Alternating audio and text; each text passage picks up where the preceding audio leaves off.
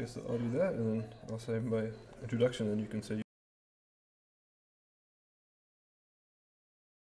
And then you. I say this and this. You ask the first question. Okay. Yeah. Ah, Sarah? Oui. Ok, tu peux plus scanner ces deux. Okay, so you start here today, right? Today. Yeah. And then- Oui, oui. Perfect. Cool. Okay.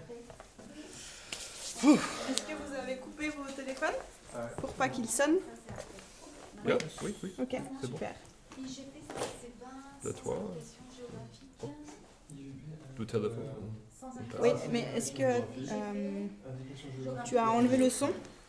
Because if your phone ring, Oh, yeah, yeah. in mode Tu plane. prépares comme ça, on a déjà. On avait pris. Plane, I cannot get the Wi-Fi. Ah, ok. But it's on mute. It's Ok, super. On met les néons en plus, non? Non. Non. Quel néon? Si, Oui, ceux-là. néon. Oui, tu me les mets.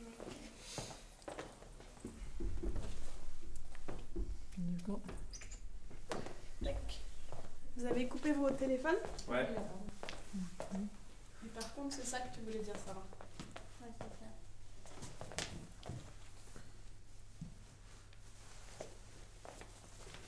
Okay.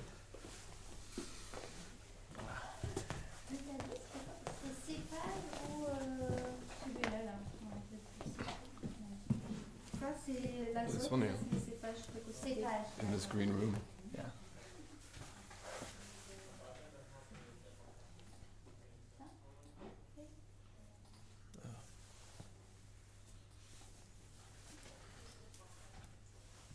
Là, on ne doit pas avoir le Il est temps à pour l'envers. celui-là.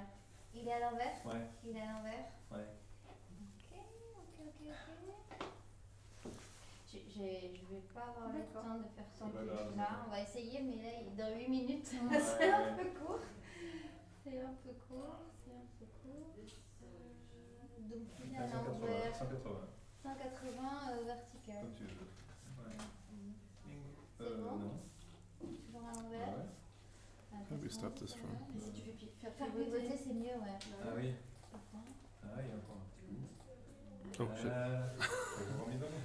We can change the What? Ça va être la première the fois. automatic turn off, huh? Ce sera ma première Is it here question. on battery? No, Ce here. sera là-dessus. Luminosité. Donc, du coup, en image, on a l'azote, Yeah, here. porte-crêpe. EMS. Ready.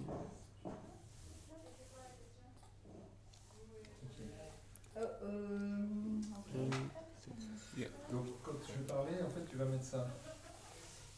Oui, au moment où tu me le dis. Can they see it? Non, je somewhere? dis. Alors. Je cherche à droite, c'est la lettre que je vais faire.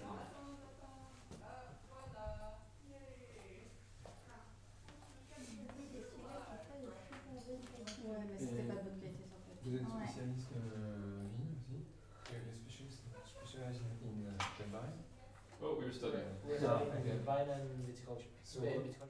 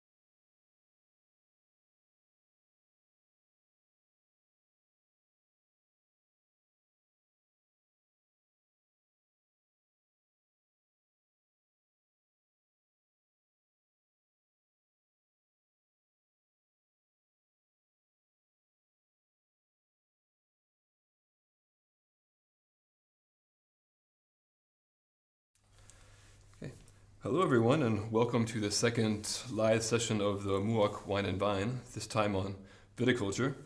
I'm Brian Berenger, I'm from the US. I'm a student in viticulture and enology here at Montpellier SupAgro. And I'm Franco Mostasio from Argentina. I'm also a student in Montpellier SupAgro from the Vinifera Master. Yeah, and we will be moderating this event. So before we start, we just wanted to remind you that we will have two sessions live. One in English, which is this one, and immediately following we will have one in French. You can also take notes online to keep a record for yourself. As well, you will be able to review the session and as well as your notes later on through the course. Okay. Today to answer the questions, we have Christian Chevin, a professor of viticulture from Toulouse, and Anne Pellegrino, professor here at Montpellier SupAgro. Welcome to both of you, and let's start with the first question. We have many questions today, and we'll try to do our best to answer them all. The first question for Anne, is it allowed to irrigate in France and in Europe, and is it possible for all the appellations? Okay, so I will mainly talk about the regulations in France, which just changed last September. Before, in the past, from 2006 up to 2017, it was allowed to irrigate up to the 1st of May, and after it was forbidden to irrigate from the 15th of August up to the harvest. And the rules just changed, so this is for the appellation d'origine contrôlée. Actually, it's allowed to irrigate from the 1st of May. Before it was it was forbidden up to the 15th of June. Now we will be able to irrigate from the 1st of May, so earlier, but again it will be forbidden to irrigate after the 15th of August. For the other appellations, vin de pays, IGP ou vin sans appellation, vin sans origine géographique, it is allowed to irrigate again up to the 15th of August. The main changement of the irrigation rule for France is now it's allowed to use underground irrigation system. It was forbidden in the past because it makes more difficult the possibility to control when a wine grower is irrigating. Great, thank you. Second question is for Christian. And Christian, what is a rootstock and why do we graft and how do we choose a rootstock and on what basis do we? Yeah, I think it's a good question. So a rootstock, we have a picture for that. So the picture is on? Yes. Yeah, so to the left part we have a grafted piece of the rootstock is the bottom part. The rootstock is a cultivar that is adapted to the soil. And the top part, within the red part, is the cultivar that is going to bear the berries. The rootstock was originally chosen to be resistant to phylloxera. That is an insect imported to Europe and causing great disasters. But nowadays, I mean, the rootstock is adapted to the soil, and it has also to be adapted to the grafting shoot, to the cultivar that bears. So it's a combination of both adaptation to the soil and adaptation to the cultivar that bears the fruit, giving vigor or less vigor, and so on. Okay, thanks. Next question is for Anne. What are the different training systems and what is the difference between pruning and training systems? Okay, during winter, you may want to control the number of buds you will let for the next season. And to control this number of buds, you will cut the cane, the shoots that grew during the preceding season, and this is called the pruning. So there are different ways to make the pruning. You can proceed to spur pruning. In this case, you will keep only 2 buds on the little spur, and you will keep a certain number of spur on the vine. Or you can use what we call a cane pruning. In this case, you will keep one big shoot, one cane or a few canes, and on each canes you will keep several buds. For instance, in France, most of the time we keep between 6 and 8 buds on one cane, but in other countries we can keep more and more canes on the plants. And there is other what we call the mechanical pruning or the minimal pruning or the non-pruning. The mechanical pruning, so you will use some machine to keep a certain number of buds. We can keep 2, 3 buds, that depends on the level of the machine, or we can have bigger canes where we'll keep between, let's say, 5, 10 buds on each shoots, and this allows the wine grower to save money, time, because it will be quite quicker.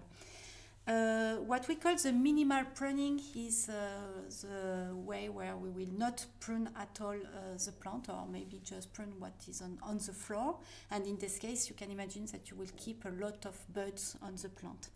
For the trellis system and training system, it's the way we will manage the canopy during the season, whatever the pruning you have made before, but of course it's dependent. So the training system is very important to position the shoots and the inflorescence and the cane, everything during the growing season. And you will try to optimize this training system to optimize the sun exposure, the microclimate within the canopy, also to control the vigor of the plant. And the main role of this training system is also to facilitate some cultural operation, to facilitate the spraying if you need to spray against the disease. And again, there are several types of training system. I will not detail them here because it will take too long time. We will give you some reference of book on the forum if you are interested to go further. But there are some divided or non-divided training system for vertical trellis. So if you have a non-divided training system, you will have the canopy which is only in one plan. If you divide the training system, you will double the canopy and the buds and also the yield. Thank you. We have a follow-up question for Anne, and this is, why do the primary buds often stop growing during minimal pruning? Because in this case, when you have a minimal pruning, you keep a lot of buds on the grape. So first you have an acrotony bud burst. So the buds which are at the top of the shoots will burst first. And after, the more you keep a high number of buds, the less the percentage of bud bursts will be important. So not all the buds will burst. You can have 30-40% only of the buds that will burst. But the minimal pruning is still a very interesting pruning system, a non-pruning system, because you will increase the number of shoots on the plant. Of course, they will stop earlier because the canopy will grow faster at the beginning of the cropping season, but you will increase the yield and you will modify also the bunch size. You will have smaller bunches on the plant with less berries, and the berry will be also smaller, which can be interesting in terms of organoleptic components in the berries. For Christian, maybe can you tell us a bit of mechanization of the pruning and the evolution of this system? Yeah, it's certainly an area with lots of innovation.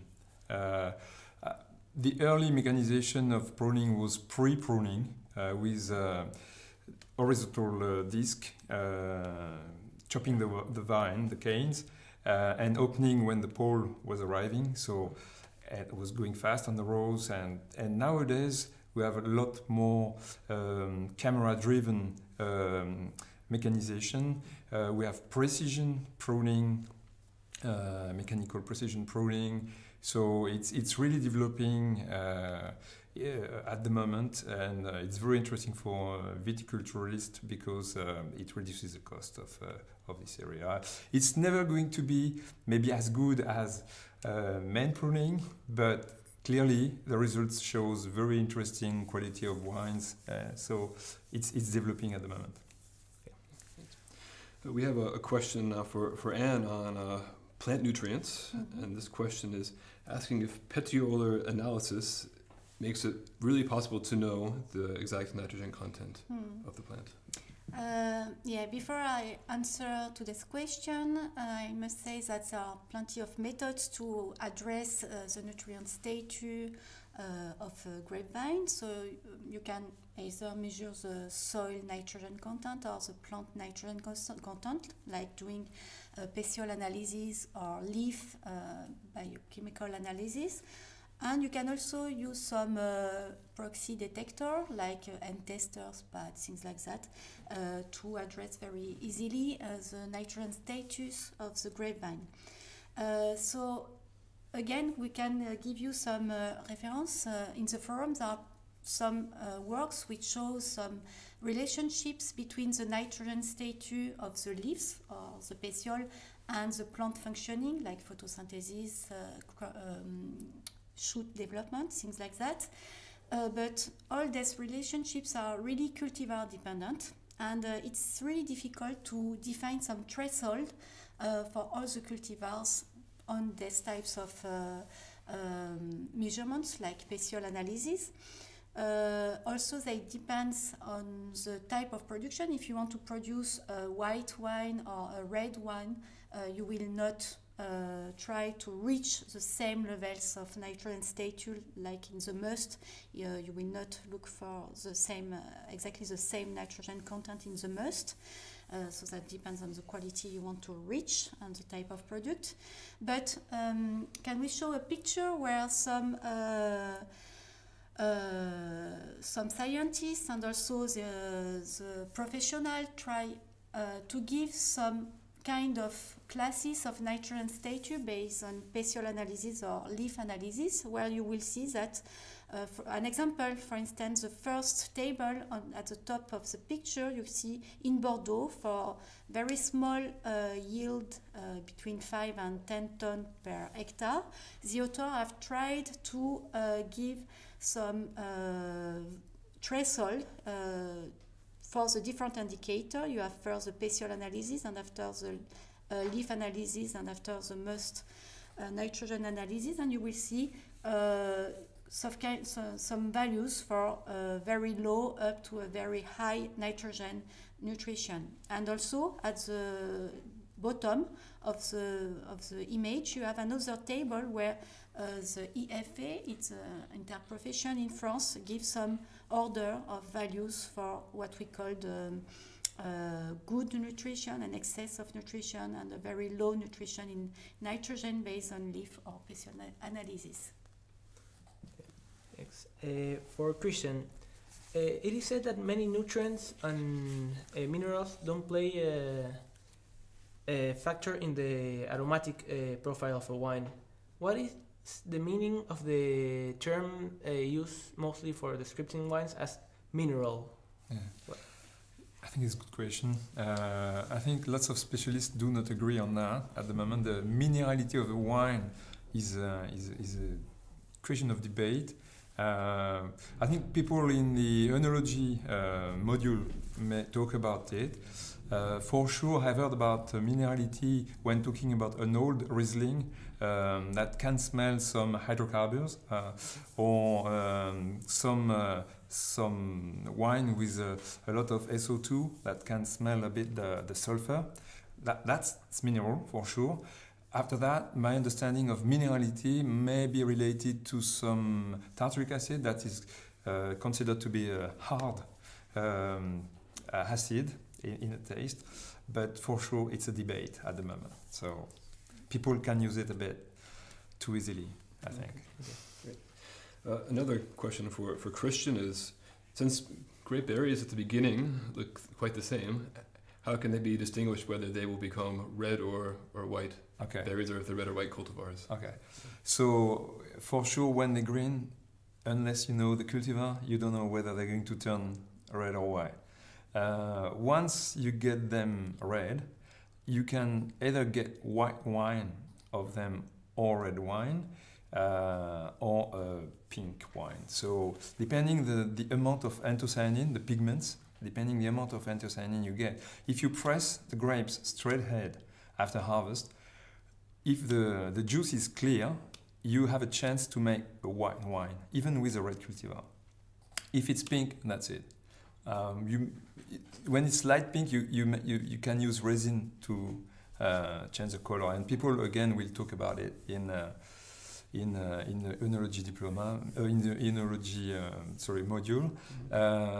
If you have, in some particular case, you have pigment inside the pulp, inside the berry, for sure you'll get red wine from these ones because they're too high in pigments.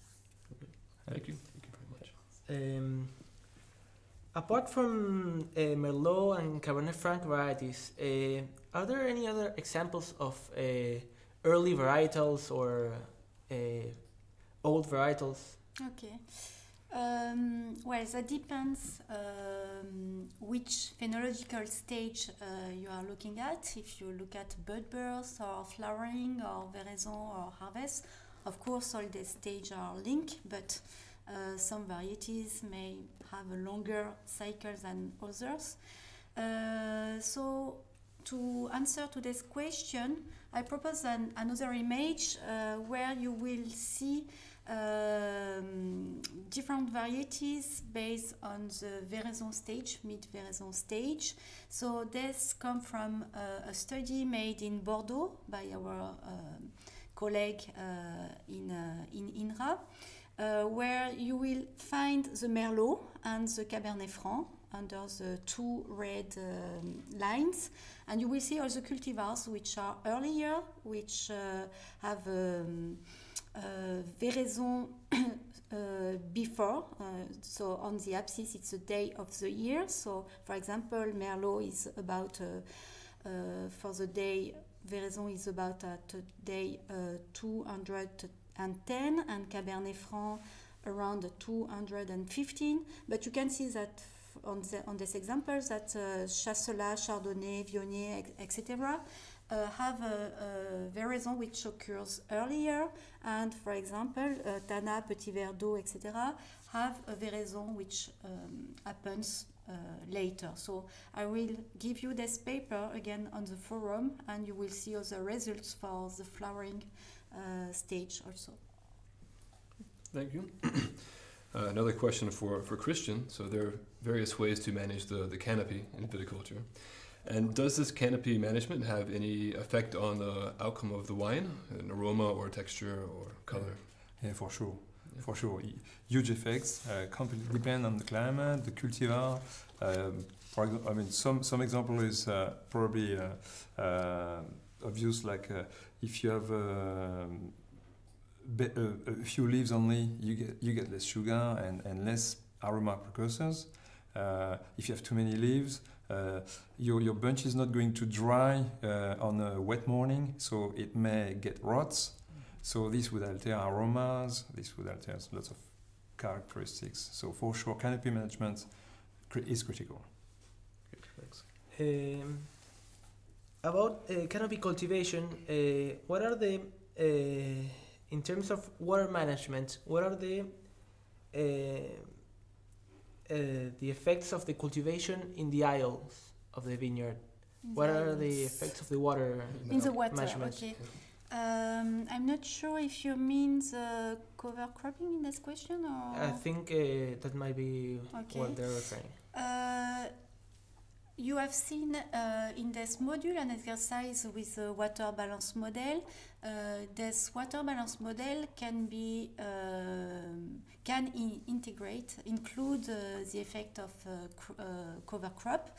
And when you play with this water balance model, you can play on the leaf area of the grapevine, you can play on the plant density, You can play on the depths of the soil, etc. So you can see that when you have a higher canopy on the vine, you will transpirate more and you will lose more water. If you have a deeper soil, you will have more water available for the season. If you increase the density of the vineyard, again, you will lose more water. So if we include the cover crop also in this kind of model, we can address the effect of a cover crop on the water consumption, and we can try to optimize the water budget depending on the inputs and the output of these systems. So, of course, when you use a cover crop, you need to make sure that you have enough water for the grapevine. So, it may be necessary to regulate the size of this cover crop and also the period when you keep this cover crop. If you have some period with a very low inputs, low rainfall or things like that, it may be necessary in some situation to remove this cover crop to avoid any stress for the plant. Thank you. Yeah, a very interesting question for Christian. If we are working in our vineyard and we have a very limited budget, what would be the best management approach to this? That's a big question, Yeah. I guess. But it's an interesting question. I would say first, are people growing vines for pleasure or for commercial purpose? That would be the first thing to answer. And then if it's commercial purpose, the objective is important, whether they want quality or whether they want quantity. That's definitively the first question to ask. And then according to that, they would adapt their vineyard management for bearing more or less bunches, I guess, and going for quantity or for quality. But there is nothing to put first. I mean, I think it's interesting to work. If you have a market for a big quantity of wine, it's interesting. It make you live a bit. So I guess it's I think it's a big question. Yeah, for sure. Okay. According to the bud burst of the vines, what are some practices that we can do in cases when, due to warm weather, we have early bud bursts, and to protect it? I mean, in this question, what is underlying this question is the risk of frost, probably. With the warming of the climate, we observe earlier bud bursts because bud bursts depends on temperature, and we also observe high fluctuations of temperature between very high temperature and very low temperature, and the risk of frost is increasing with this climate changing. So what can you do in this context? So you can play with the pruning. So you have to know that the later you prune, the later will be the bud burst, because you have an acrotony of bud burst on the shoot. So you can proceed by a first pruning where you will keep some frost on your buds. Yeah. Following up on irrigation, if you need to do a hydrological assessment, how would you do that, and what does that mean exactly? Hydrological assessment, you mean water budget? Yeah, exactly. Yeah, but it's what I say just before. You need to calculate the difference between the inputs of water and the output of water in your system. So the inputs are the irrigation, the rainfall, if you have a runoff coming to your field, or some water table, you can have some water coming in your soil reservoirs. And the outputs will be the plant transpiration, the soil evaporation, the output runoff, and the drainage. And we have some model to calculate all this flow or to measure this with some apparatus. Regarding the nutrition of the plant, What are the effects of trace elements in the product of the vine growth? Well, I guess like in any plant biology, I mean, trace element can be critical, I guess, for cell functioning. Usually involved in trace elements are usually some minerals, some that are important in water flux or within the cells or enzyme functions. So very important for you can get currency when you're missing them, and it's can really impede your vine growth and obviously the quality of the grapes.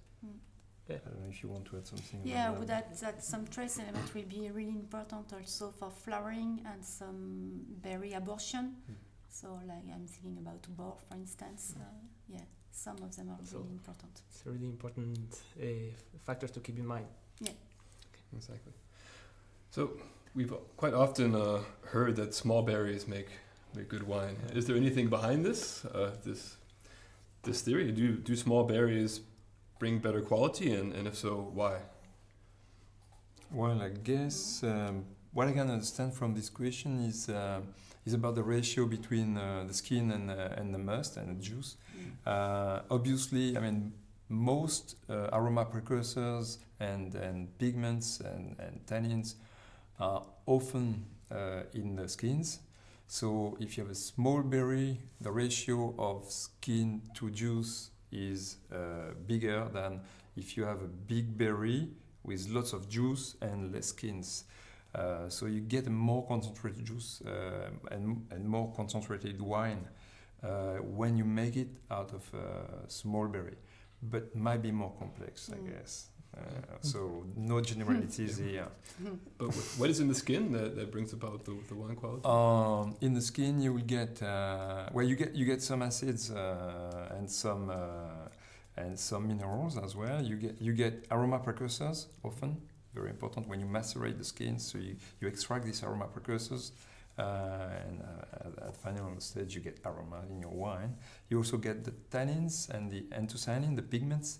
So lots of quality factors are in the skins.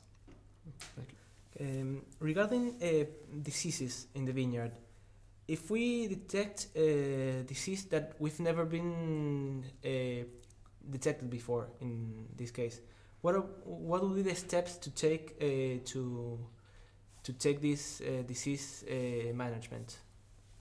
Well, you mean a disease that we don't know? A disease we don't know or that hasn't been detected before in the area.